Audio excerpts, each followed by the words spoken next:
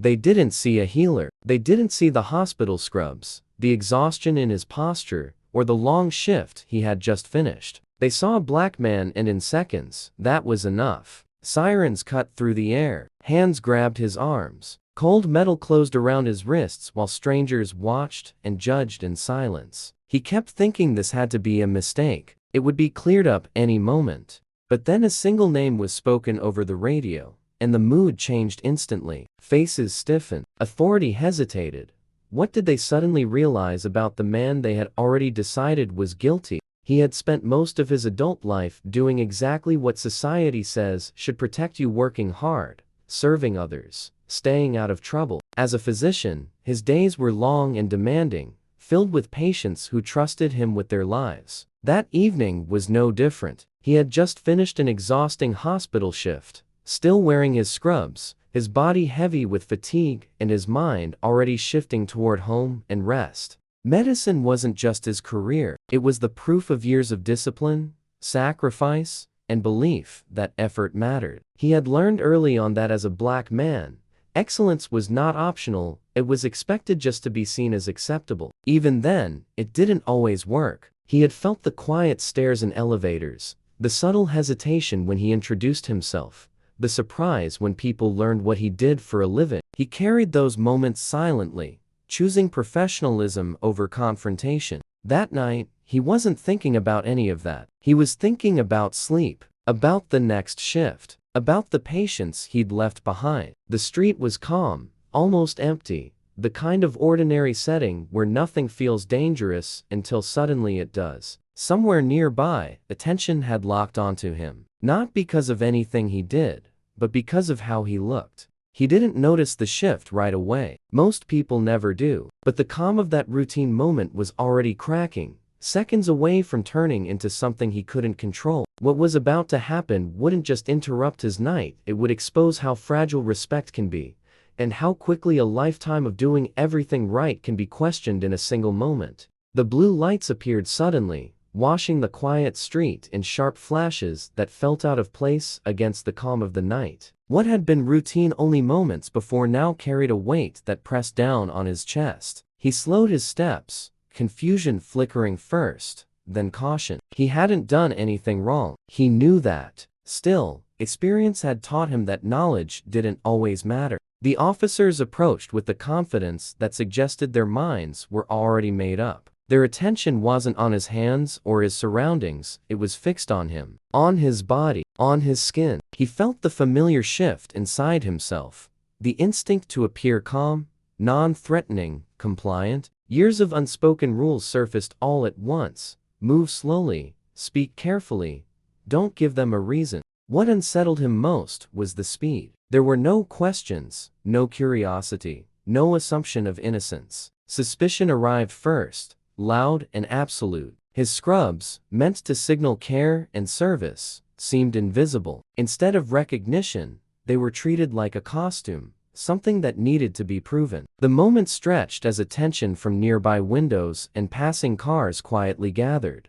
Then came the physical closeness. Too close. The kind that strips space and dignity at the same time. He felt hands guiding, then gripping, then controlling his movements as if resistance was expected. The situation escalated faster than logic could keep up with. His heart pounded not from guilt, but from the knowledge that once momentum builds like this, it rarely stops on its own. Cold metal circled his wrists. The sound alone felt final, louder than it should have been in the open air. His mind raced through consequences that shouldn't have existed. Tomorrow's shift, his patients, his family, all of it suddenly felt fragile, hanging on the assumptions of strangers who hadn't bothered to see him clearly. Around him, people watched but didn't intervene, their silence forming a second kind of restraint. He tried to stay focused, reminding himself to breathe, to stay present. Panic would only give the moment more power, but inside, something deeper stirred: anger mixed with disbelief. How easily his identity had been rewritten. How quickly professionalism had been erased. This wasn't just about being stopped. It was about being reduced.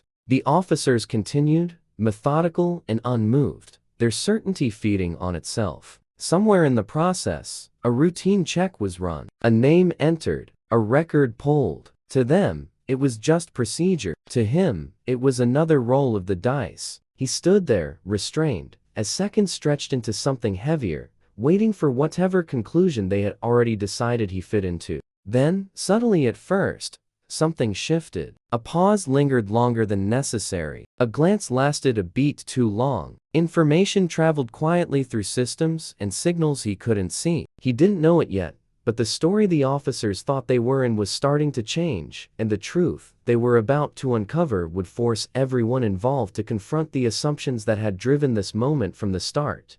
Time seemed to compress into a narrow, breathless space. The street no longer felt open, it felt exposed. He stood restrained under the flashing lights, aware of every movement around him, every pause that lasted too long. The weight of the moment pressed down hard now, heavier than confusion, heavier than fear. This was the point where stories like his often broke in only one direction. The officer's confidence, once rigid and unquestioned, began to fracture. What had been sharp and controlled softened into hesitation. Procedures slowed. Eyes shifted. A name moved through the system again, this time reaching further than before, climbing higher than the street-level assumptions that had driven everything so far. The crowd had grown. Phones were raised. The air carried that familiar tension, the kind that comes when people sense history being written in real time. He felt it too. Not hope yet, but awareness. Something unseen was happening beyond his control,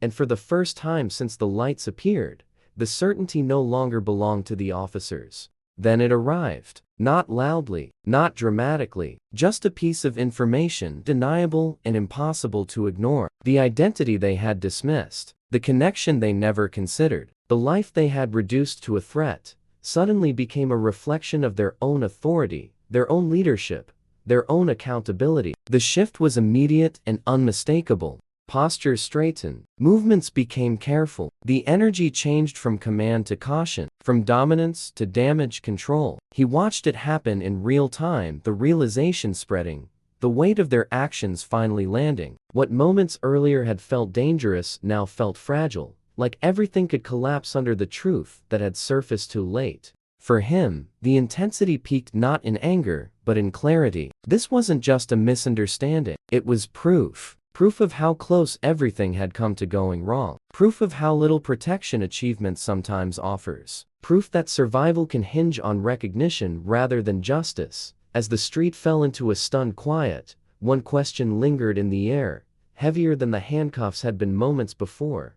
Now that the truth was known, what would they do to undo what could never fully be taken back? The restraints were finally removed, but the weight of the moment didn't disappear with them. The street returned to its quiet rhythm, yet something irreversible had already happened. He was free to leave, but the version of the night he had expected was gone. What remained was the awareness of how close everything had come to ending differently, not because of guilt or wrongdoing, but because of assumption. He walked away without celebration, without anger on display. The officers avoided his eyes now, their authority diminished by the truth they had overlooked. Apologies were offered, careful and measured, but they arrived after fear had already done its damage. He accepted the end of the encounter because survival often demands composure, not because the harm had been undone. In the days that followed, the incident lingered, not as a single bad moment, but as confirmation of something he had always known. Achievement did not grant immunity. Respect was conditional. Safety could be revoked without warning. He returned to his work, to patients who trusted him,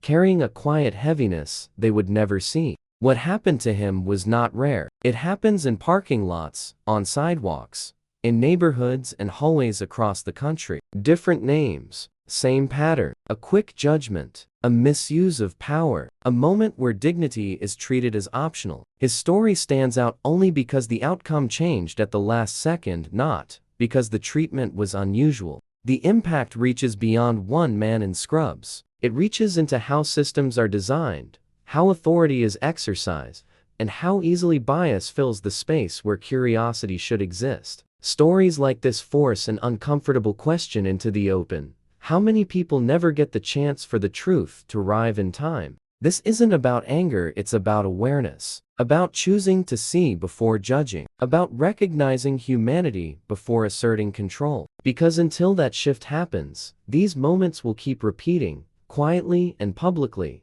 shaping lives in ways we rarely witness. The question is not whether this story matters. The question is what we choose to do the next time we see one unfolding in front of us.